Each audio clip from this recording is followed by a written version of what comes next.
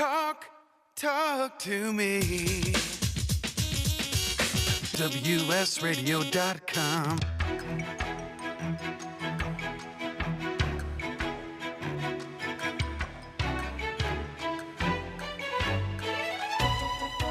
The San Diego Council on Literacy brings you Literacy for All with your host, Jose Cruz. Welcome to the show. I'm Jose Cruz from the San Diego Council on Literacy. You're listening to the Literacy for All radio show on WS Radio. And our guest today is a longtime friend of literacy and the San Diego community. If you'll welcome our listeners, Sharin Yetman. She is the, I think you have a long title here, Sharin. AmeriCorps Seniors Director, brand new, includes foster grandparents. Oh, this is a new position. I'm just going to have you explain this to me. But this is Sharin Yetman from Catholic Charities. Welcome to the show, Sharin. Hi, Jose. How are you? I'm doing wonderful, having fun. Good. Yeah, this is. I'm glad to hear that. Yeah, so you want an explanation about that title? Yes. It is long. Yeah, I was like, what is this? I don't It's remember a new this. Brand. It's a new brand. So the Corporation for National and Community Service is no longer CNCS. It is just AmeriCorps. Oh. Okay. And our usual Senior Corps brand is now gone, and in its place is AmeriCorps Seniors. Okay, I'm writing this So down. that's a big step. That's a huge change. I did. And when did this happen? 1999. Yeah. Recent. It's been like maybe a month ago. Mm-hmm. Okay. And what are the programs? But I'm delighted to be here with you today. Yeah, no, this is outstanding, and it's like I'm so glad that you accepted our invitation. You do so much, and you've been doing this a long time, and we're going to need some help kind of breaking things down a little bit because you're working, and they're all very important levels of operation, but you're working with the diocese, Catholic Charities, and then the program that you're running, the Foster Grandparents Program. And so maybe if you can help us understand the whole structure, and maybe we'll start, not with the diocese. I think people kind of understand that the diocese is the... Yeah, and Catholic Charities is actually the social service arm of the diocese. That's the structure there. I'm not actually working for the diocese, but we are the right arm social services. And there are a lot of social services, right, that come under Catholic Charities, so different service populations. Is that correct? Oh, that's correct. Yes, we serve the broader community in a lot of different roles of need, from homeless to refugees to, seniors, where I'm at. And we've had clinical services in the past, but that's not part of our makeup anymore. But we do cover, pretty broad base of services. We try to meet as many needs as we possibly can that fall into our mission statement. Wonderful. And I'm looking at the description of Catholic Charities Diocese of San Diego. That's where we are. And there is the biblical reference to exemplify the scriptural values of mercy and hospitality. And I can keep reading on. To advocate for a just society by calling individuals and institutions to act on behalf of the poor, the vulnerable, and the marginalized, and to acknowledge the sacredness of the human person by accompanying those we serve on their journey towards achieving their full potential as persons created in the image and likeness of God. Is this what attracted you to this work, Sharin?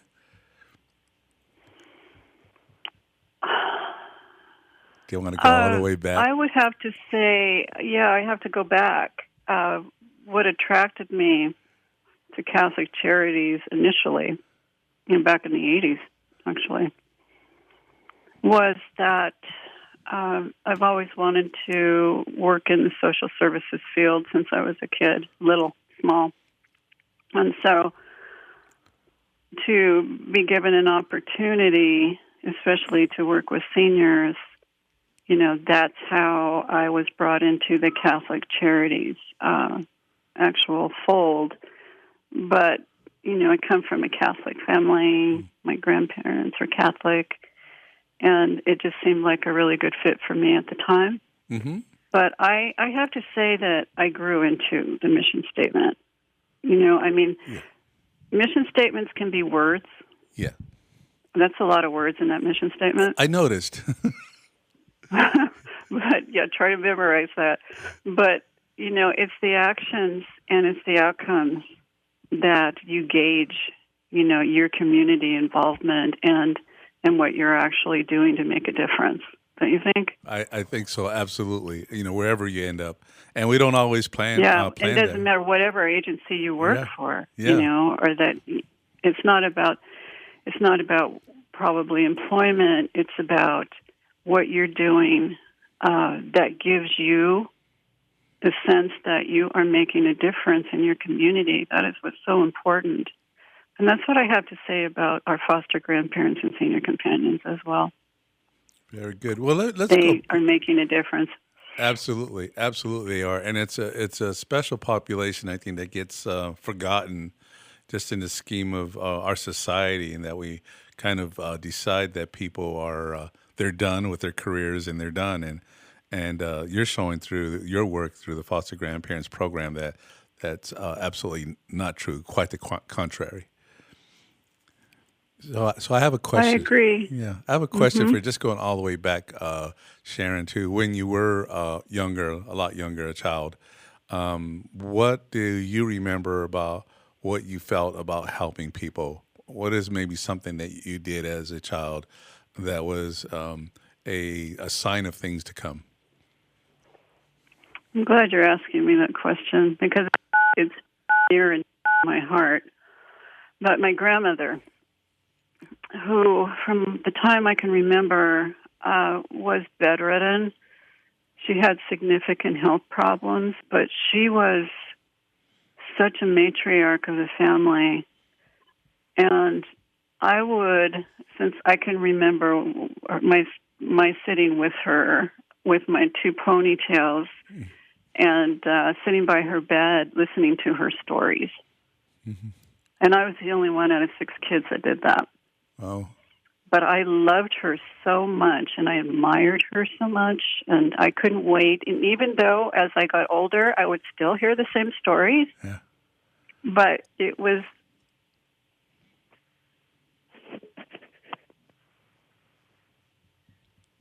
Are you there? We might have lost you. I'm sorry, Jose, are you still there? Yeah, I can hear you now. Okay, forgive me, that was a call coming in. I should have stopped. So the stories, I never got tired of them. And I had them all memorized by the time I was 19. But that's the time that my mom asked me if, my grandmother asked if I could come and be her caregiver. Oh. And out of all the kids, I was the one that she chose. And so I did that. And that's a great start and a great story. It was a special time, and my mother would say to me, you're going to be the social worker of the family, Sharin. It turned out to be that way. And where social services, anyway. And where were you at that time? Where did you grow up, Sharin? Well, it's kind of a mixed bag. I was born in San Diego. My dad was in the military. And my mom was born here. My grandfather was a lieutenant commander in the Navy. And so came from, the military background, but we moved a lot. Mm-hmm. And so when I was, very young, we moved up to the Bay Area. And after that, we, up to Washington State, back down to San Diego. But we actually planted ourselves in Washington when I was 12. Uh-huh. So for me, Washington is really my root place, where I kind of, grew and became, the person I am probably today. It was mostly through the work I did up there. And it sounds like you stayed on the West Coast. Did you go to college out here? I went to college in Washington, in Olympia. The capital is where we lived. Mm-hmm. And Evergreen State College is where I went to school. Better known as Greeners. We're called Greeners for alumni. very organic school, but at the time it was one of the top 10 colleges in the United States. And you're going there with a major in? I had a major in management in the public interest. Oh, okay. And also I had a BS in integrated social sciences. So I had 2 degrees, and I did have some master's work that I extended into gerontology, but I didn't finish that. But it sounds like you were paving the way, definitely paving the way for where you are today. And I do want to get back more into that, because it sounds like you came into Catholic Charities, not like I kind of jumped around from one thing to the other, but you went into senior services. So we're about 40 seconds away from break, Sharon, I'll tell you, and we'll get into the second segment and talk a little bit more about, that transition, having gone to school and having received these degrees, and then that job search and how you ended up with Catholic Charities. You've been there a long time and hung in there and helped, not just the ultimate service recipients, but those seniors. Man, it's I've gotten to work with you on some of these projects, and just how meaningful it is to everyone. Everyone benefits. So I want to get back into that, because you've done a lot of work. You've done it a long time, and I know it hasn't been easy. So we'll be back with Sharin Yetman from Foster Grandparents Program at Catholic Charities. I'm Jose Cruz. You're listening to the Literacy for All radio show on WS Radio, the worldwide leader in Internet talk.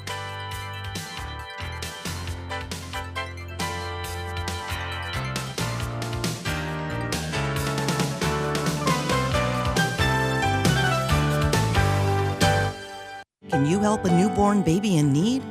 Sometimes the blessing of birth becomes complicated and perilous. Miracle Babies is there to help. Miracle Babies helps moms and dads give their all to their struggling little baby, but still need more. When you give to Miracle Babies, you help them give more. More skin-to-skin care, breast milk, and love. Go to miraclebabies.org and give right now. Be their miracle. Looking to be a successful entrepreneur? The virtual assistant industry continues to be a top choice for those looking to start their own business. The problem can be how to become a virtual assistant. Many turn to the Bible of the VA industry, the book Virtual Assistant, the series, and it's the perfect guide for office managers, executive assistants, and other administrative professionals looking to make the transition from employee to successful business owner. Go to vatheseries.com to get your copy today. Small businesses are the lifeblood of America's economy. Every Thursday, SBA Radio interviews industry professionals and is dedicated to provide small businesses with timely insights and innovations. Visit www.sbaradio.us for details. Homeless veterans and their families are suffering and need our support, but many won't ask or don't know that help is within reach. Veterans Community Services is here to help. Amazingly, about 35% of the homeless in our neighborhoods are veterans with families. Low-income veterans or their friends are encouraged to contact Veterans Community Services and reach out for help with housing and other services. Call now, 800-974-9909. I raised $8,000 to build schools for South African children. After realizing how many people go hungry in San Diego, I now volunteer at a food pantry. I'm spending the next year doing volunteer projects across 3 countries and helping in ways they designate to be the most helpful. The World Link program at the Joan B. Kroc Institute for Peace and Justice recognizes the potential of youth as agents of social change. Learn how you can help youth become a generation of leaders in action at peace.sandiego.edu. Can you imagine a world without children? A world where children don't play, or dream, or imagine. At St. Jude Children's Research Hospital, we're working every day to find cures for diseases that strike down children, because we can't imagine a world without children. Can you? Finding cures, saving children. St. Jude Children's Research Hospital. To learn how you can help, log on to our website, stjude.org. Donate cash, furniture, clothes, and other gently used household items to Father Joe's Villages and get a nice tax break in April. Every donation is tax deductible. Believe you can make a difference. Be Father Joe. Go to neighborhood.org or call 1-800-HOMELESS to donate today. Talk to me. WSRadio.com.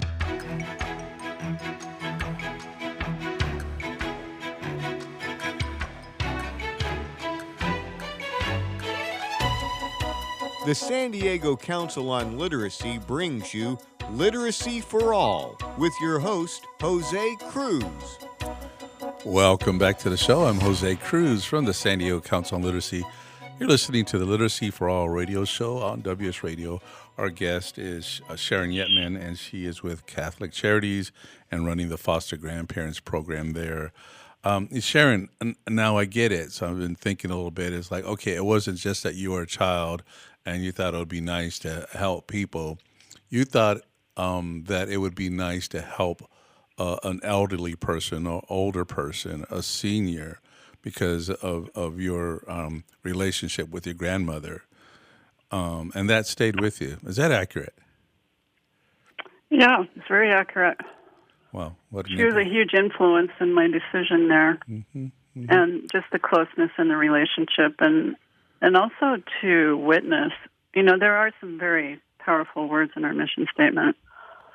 And I didn't mean that they're just words, but there's a lot of words, but it's how you put them in practice. But the witnessing and watching her be so vibrant and at one time, and then be bedridden, but still keep that vibrancy and still keeping the family together. You know, I had such a respect for her, but I also saw the anguish, you know. I thought, I wish I could help her. And so you kind of feel powerless, you know, when you have that dynamic, you know, in your family. And the sadness that I grew up to understand with seniors was that, yeah, as a society, we often turn our backs, you know, skilled nursing facilities. It's like a lot of it is fear of people's own mortality, or they're just too busy to go visit, or even if they're not in a skilled nursing facility. Yeah.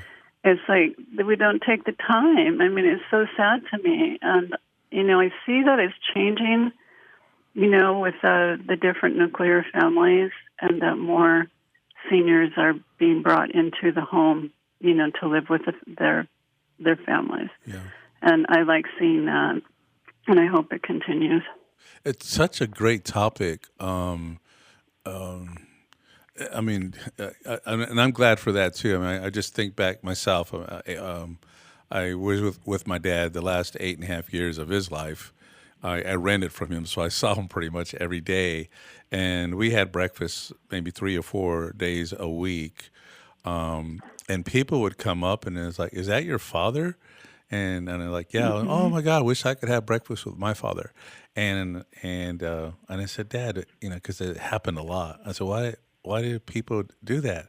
And he says, because the kids go the other way. They go the other way. And I said, man, and there's so much of that. Yeah, there is. And, you know, unfortunately it still is. But even in our political arena, you know, when you look at funding sources, it's women and children predominantly, and the seniors always come in last. So I think that hopefully, because, you know, seniors are our resource, this country's resource. And I'm really glad we have one in the presidential role now. I don't care how old he is, but, you know, he's up there. Well. But he is, you know, there's seniors that are just, they're vital. They still have a lot to give. Yes. One senior told me one time that I might be retired, but I'm not expired. Oh, I love it. Yeah, good for you. Me too. I had someone tell me a long time ago, I've only heard this once, but I believe it just because of the source and the source that he used. But he said that there was never a better time for seniors in this country than the Great Depression. that everybody was important, and that you wanted that older person in there to contribute, and there were other things that they did to contribute to the stability of the family, and that in good times, that's when I think we're probably not the best to our seniors. Does that sound familiar? Yeah, yeah, it does.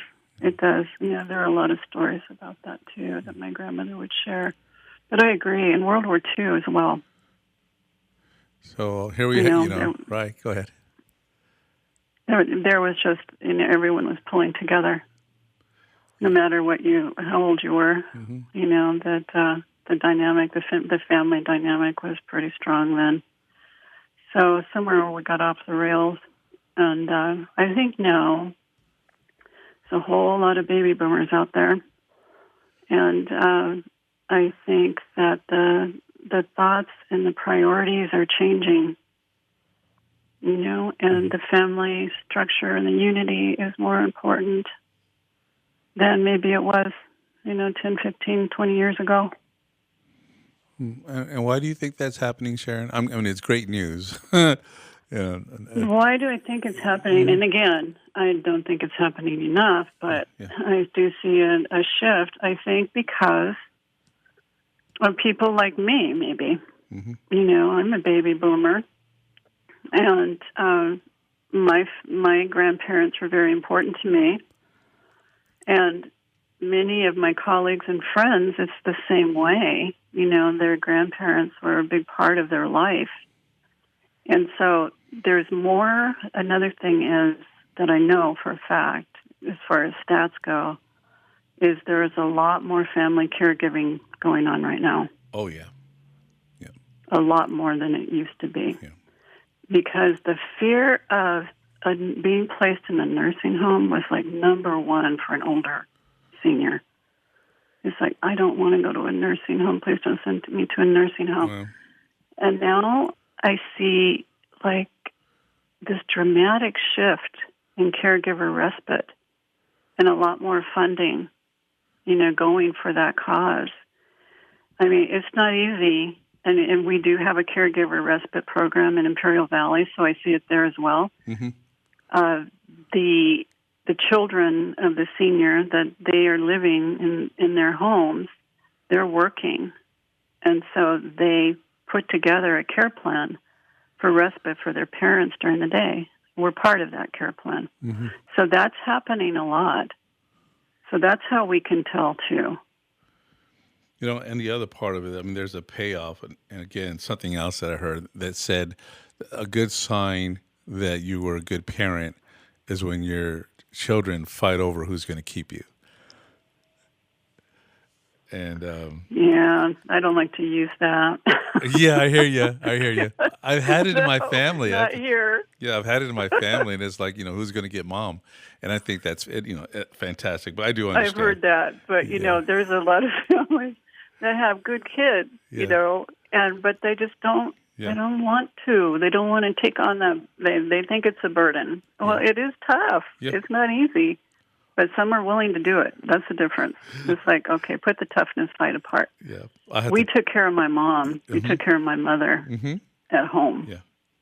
And my dad was her caregiver, and my sisters and myself, even living down here and them up in Washington, I would go up there and spend, a week or two every 6 months or so I could help.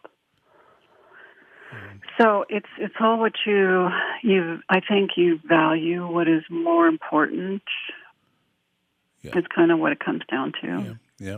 Well, I think, Sharon, it's really, it's ironic because we're also in an era, a time when grandparents, and I know you've seen a lot of this, are raising their grandkids. Epidemic. It looks like an epidemic. What happened to the parents? What happened to the parents were, and so you have, a older person. I don't think we found a good name for seniors yet, by the way. A long time. Yeah, right. But there is a lot of older seniors that are doing that. Yeah. And so at a time of their life that they should be enjoying, the twilight of their years, and they might be in senior housing, and all of a sudden they're faced with the choice of taking in their grandchildren. They can't live in that senior housing. Wow. That's a difficult situation to be in. And it is a tough one for them, to start parenting their grandchildren when they weren't prepared to do that. Right. But they do it. Yeah. Yeah. So there's all these other things that come into play here. We haven't even got into the program aspect of the work that you're doing, Sharon, but I think it's part of the package. It is, Jose. This is kind of like these conversations. It's part because we're talking about the same population group here. Mm-hmm. Yeah. They through these experiences, they have them. Yeah. Yeah. And I didn't. They have these experiences. Yeah, I was going to say I didn't expect us to have this conversation, but it sounds like the place to go. In the course of things that we're still talking about, even though the seniors are providing a service, we're still talking about their quality of life, which I know you're very, very responsive to. I am. Right. It's important. Mm-hmm. Very important. And you've worked that way. We're about, again, 40 seconds away from break. I didn't warn you, by the way, that time flies on this show. So if you're surprised we're almost halfway through, I wouldn't be surprised myself. But I want to come back to what's happened in the programming, things that you've learned from the seniors and over the years, Sharon, things that you've have experienced, seen as patterns, and all the time that you've worked with and let's call it two different service populations. Very much so. I want you to share those experiences with us. But anyway, we're talking to Sharin Yetman. She runs a foster grandparent program for Catholic Charities here in San Diego County. And this is the Literacy for All radio show on WS Radio. We'll be right back.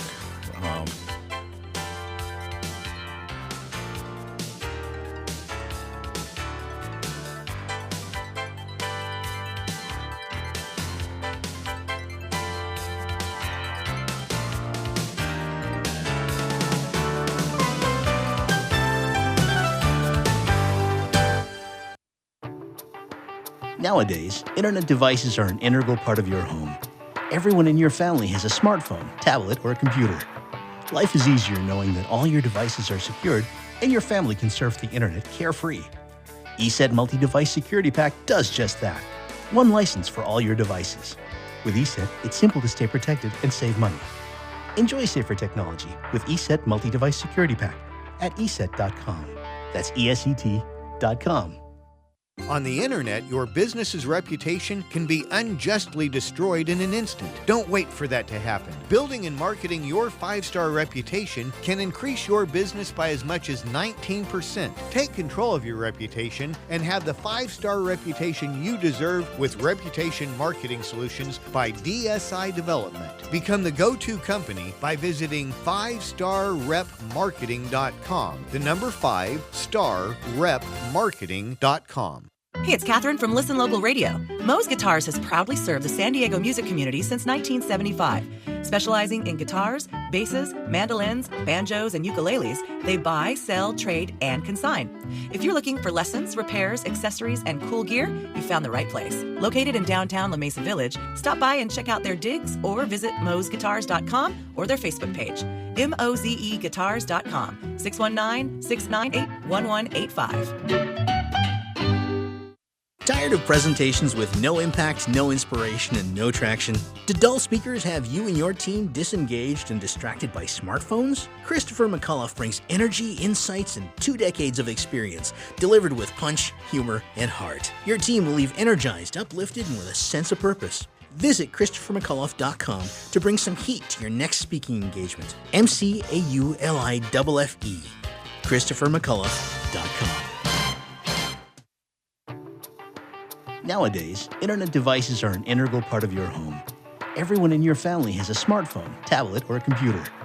Life is easier knowing that all your devices are secured and your family can surf the internet carefree. ESET Multi-Device Security Pack does just that. One license for all your devices. With ESET, it's simple to stay protected and save money. Enjoy safer technology with ESET Multi-Device Security Pack at ESET.com. That's ESET.com. Tired of presentations with no impact, no inspiration, and no traction? Do dull speakers have you and your team disengaged and distracted by smartphones? Christopher McAuliffe brings energy, insights, and 2 decades of experience, delivered with punch, humor, and heart. Your team will leave energized, uplifted, and with a sense of purpose. Visit ChristopherMcAuliffe.com to bring some heat to your next speaking engagement. McAuliffe.